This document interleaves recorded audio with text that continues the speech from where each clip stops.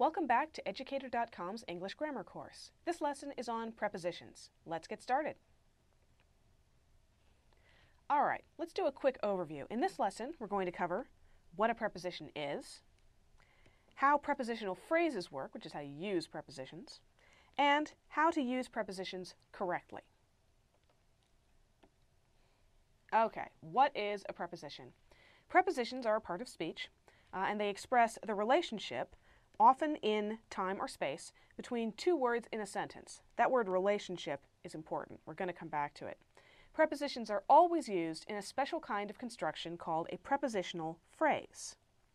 And prepositional phrases, as a category, do the same work as adjectives and adverbs.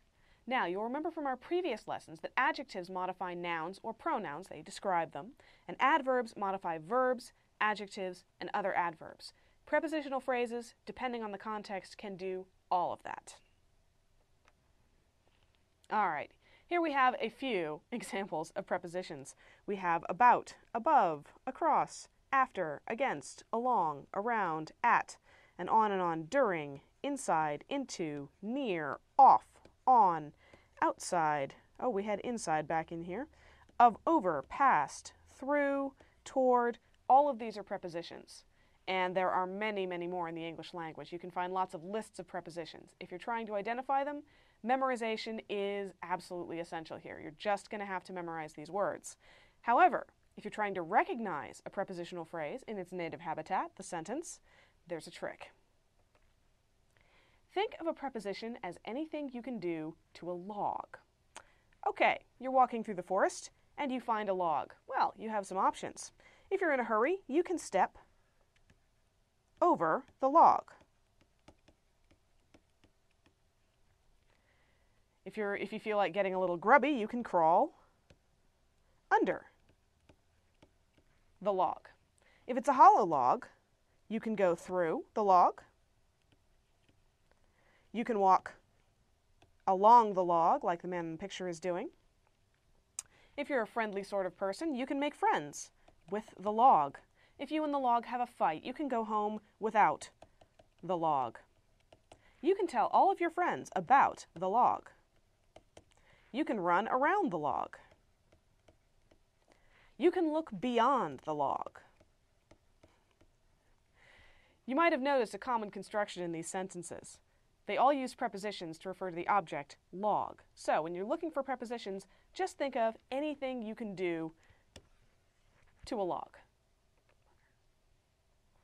All right, prepositional phrases. What are they? I've used that a bunch of times in this lecture so far. Prepositional phrases always begin with a preposition and they end with a noun or pronoun that's known as the object of the preposition. The object of the preposition is whatever is standing in for the log. Prepositional phrases modify the first word, noun, or verb in the relationship. And prepositional phrases function as adverbs or adjectives. All right, see if you can find the prepositional phrases in these sentences. Please put the apple on the table, and the cat with white fur is mine. Take a good look. Pause the video if you need to. And there they are. Please put the apple on the table. On is the preposition. Its object is table. On the log. On the table. And the prepositional phrase on the table as a whole modifies the verb put. It answers the question where. Where do you put the apple? You put it on the table. So this prepositional phrase is doing the job of an adverb. Okay, here we have the cat with white fur is mine. The preposition with, the object fur, and the prepositional phrase with white fur. The cat with the log. But in this case, the prepositional phrase with white fur modifies the noun cat. What kind of cat? A cat with white fur. So in this case, the prepositional phrase is doing the job of an adjective. See how it works? All right, see if you can find the prepositions in this passage. On the first day of June, Mike took his dog to the park in the afternoon. The dog ran over the grass and chased a squirrel up a tree. Mike ran after his dog and searched for it. He finally found the dog just before sunset. Take a good look. There's plenty of prepositions in here. And there we have it. On the first day of June, Mike took his dog to the park. To the park in the afternoon. And the prepositional phrase on the first day and of June both tell you when Mike performed his action. So they both modify the verb took. They're acting as adverbs. He took his dog to the park. Well, that tells you where he took his dog. So again, it's acting as an adverb. And he took the dog to the park when? In the afternoon. Once again, acting as an adverb, all of that modifying took. Those are some very busy logs. The dog ran over the grass and chased a squirrel up a tree. Both of those tell you where something happened. Where did the dog run? Over the grass. It's modifying ran, so it's acting as an adverb. And where did the dog chase the squirrel? Up a tree. Modifying chased, and again, acting as an adverb. Mike ran after his dog. Preposition after, object dog. Whole prepositional phrase modifies ran again. And searched for it. Modifying searched. He finally found the dog just before sunset. Whole prepositional phrase modifying found.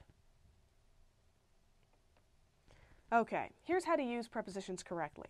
First and foremost, always use prepositions in prepositional phrases. If you have a preposition, it belongs in a prepositional phrase and nowhere else. Second, use prepositional phrases as you would use adjectives or adverbs. As we saw in the previous example, all of those prepositional phrases happen to be modifying verbs. They all acted as adverbs. We could have put adverbs in there, but the prepositional phrases happen to be more specific. So, once you've got a prepositional phrase as a block, you can throw it anywhere in the sentence that it would make sense as an adjective or adverb. And finally, never end a sentence with a preposition. You'll hear a lot of people do this in conversational English, but in your writing, it is considered very poor form. So don't do it. All right, see if you can find the prepositions in these sentences. Could you go to the store for me? I think I left my jacket on the bus. Human beings cannot live very long without drinking water. The letter was hidden behind the painting, tucked inside the frame. The little girl had a smile on her face and a song in her heart. And between the houses was a small garden. Take a good look, pause if you need to. And here they are. Can you go to the store for me? Two prepositional phrases, both modifying the verb go. Can you go where? To the store. Can you go why? For me. I think I left my jacket on the bus. Where did you leave your jacket? On the bus. Modifying the verb left. Human beings cannot live very long without drinking water. How can they not live very long? Without drinking water. So it modifies the verb live. The letter was hidden behind the painting. Modifying hidden. Tucked inside the frame. Modifying tucked. The little girl had a smile on her face, acting as an adjective, modifying smile, and a song in her heart. Once again, acting as an adjective, modifying song. And finally, between the houses was a small garden. In this case, it's a subject complement, modifying garden. Where was the garden? Between the houses. All right, see if you can find the prepositions and prepositional phrases in this famous quotation.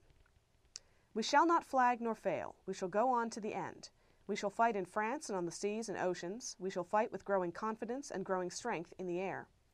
We shall defend our island whatever the cost may be. We shall fight on beaches, landing grounds, in fields, in streets, and on the hills. We shall never surrender. Winston Churchill, from a speech he gave in 1940. Take a good look. See if you can find the prepositions and their phrases. And there they are. Winston Churchill was a man who loved his prepositions. We shall not flag nor fail. We shall go on where? To the end. We shall fight where? In France. And also on the seas and oceans. Once again, you've got nouns acting as the objects of the preposition on. We shall fight how? With growing confidence and growing strength. In the air.